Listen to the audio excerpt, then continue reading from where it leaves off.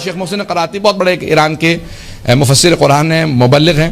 وہ کہتے ہیں کہ میں ایرانی جہاز میں بیٹھا ہوا تھا، 3 گھنٹے گزر گئے، جہاز نہیں اڑ رہا تھا. میں نے اسٹوارڈ کو بلایا، اس کو کہا کہ بھی کیا مصیبت ہے، 3 گھنٹے سے بٹھا رکھا، گرمی ہے، ہم جہاز نے اڑنا نہیں اڑنا. انہوں نے کبھی کسی نے شکایت کی ہے کہ چھوٹا سا نا چوہا نظر آیا جہاز میں.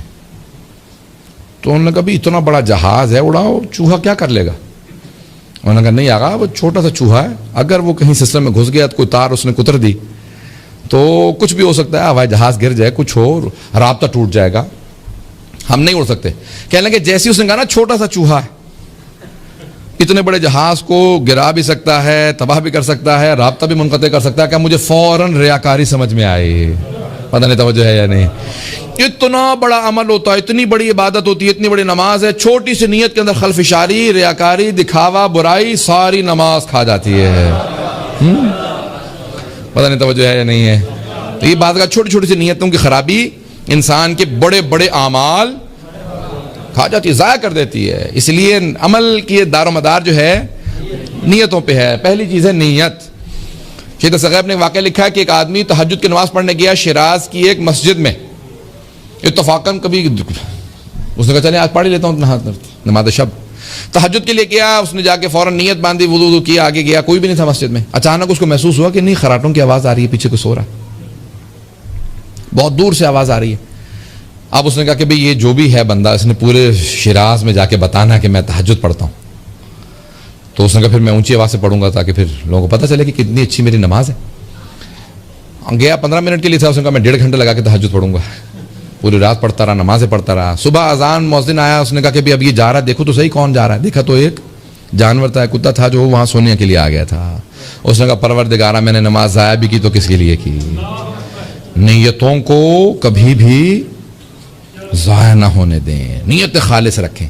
انسان جب آ رہا ہے نا، گھر سے نیت کرتا ہے میں امام بارگاہ جا رہا ہوں، وہیں سے آپ کا ثواب شروع ہو جاتا ہے. اور جتنی خالص نیت ہو، میں مولا حسین کے لیے جا رہا ہوں، میں مولا حسین کے عزاداروں کے لیے جا رہا ہوں، میں امامیہ جا رہا ہوں، وہاں پہ خدمت کروں گا عزاداروں کی. اب ثواب کیا ہوگا اس کا میں اور آپ اندازہ نہیں لگا سکتے. اور خدا نہ خواستہ نیت ہو میں فلاں مومن کیوں اذیت دے کے آؤں گا، میں اس کی تو میں نے تو کچھ بھی نہیں کہا. تو اب جب انسان کی نیت صحیح نہ ہو تو پھر اس کے بعد ثواب نہیں ملے گا، گناہ ملے گا، وہیں سے انسان کے لیے عذاب میں مبتلا ہو جائے گا، یہی انسان کے لیے وبال جان بن جائے گا. اور بات صحیح ہے، میں مولانا سے اتفاق کرتا ہوں. تو عزیزان گرامی، یہ انسان کے لیے عبادات رہیں، یہ عبادات رہیں، یہ وبال جان نہ بنے. سید الشہداء خود حساب کتاب لیں گے، خبردار میرے نام سے برائی مت کرنا.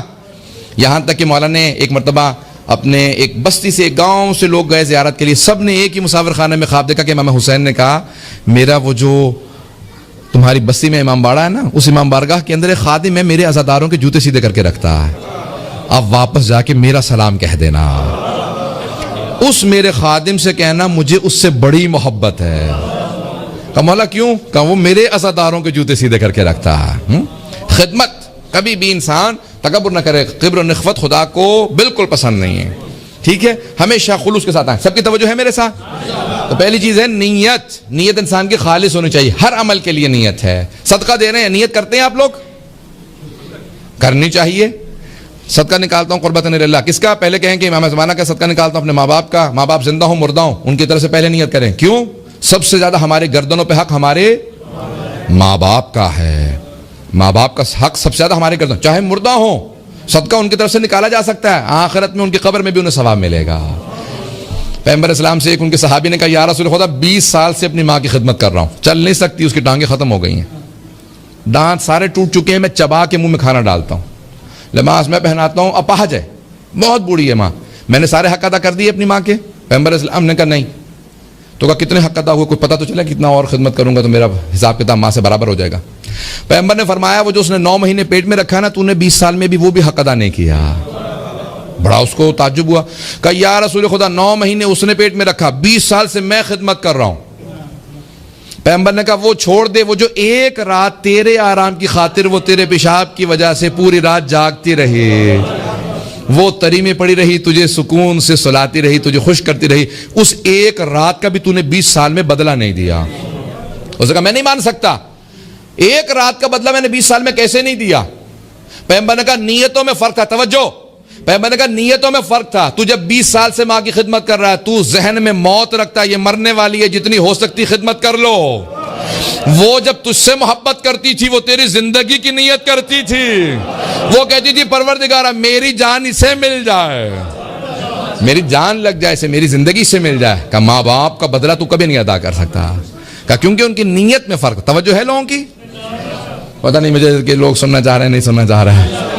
نیت بڑی عجیب و غریب ہے. پہلی چیز ہے نیت. ہر چیز میں نیت پہلے ہے، اس کے بغیر کچھ قبول نہیں ہے. انسان کی نیت اگر بدل جاتی ہے تو اس کے روز قیامت دو افراد ساتھ ساتھ کھڑے ہوں گے، دوسرے سے ایک دوسرے سے پوچھیں گے بھئی میرے عمل وہی تھا جو تیرا، ایک ہی امام بارگاہ میں، تیرا عمل وہی، میرا بھی وہی. درس میں سارے بیٹھے ہیں نا، ہوگا میں بھی اس وقت آیا تھا جب تو آیا، میں نے وہی جوتے اتارے جہاں تو نے اتارے تھے، اتنی دیر میں بھی درس میں بیٹھا جتنی دیر تو بیٹھا. تیرا اتنا ثواب میرا اتنا کم. ہوگا نا روز مقابلہ کریں گے روز قیامت. تو روایت کے الفاظ ہیں کہ جس کی جیسی نیت ہوگی اس کے حساب سے اس کا ثواب ہوگا. کوئی بسم اللہ پڑھ کے چلا، کوئی وضو کر کے چلا، کوئی نیت خالص کر کے چلا، کسی کو پرواہ کسی چیز کی نہیں تھی. عزیزان کرام، جیسی جیسی نیت ہوگی ویسا ویسا ثواب ہوگا.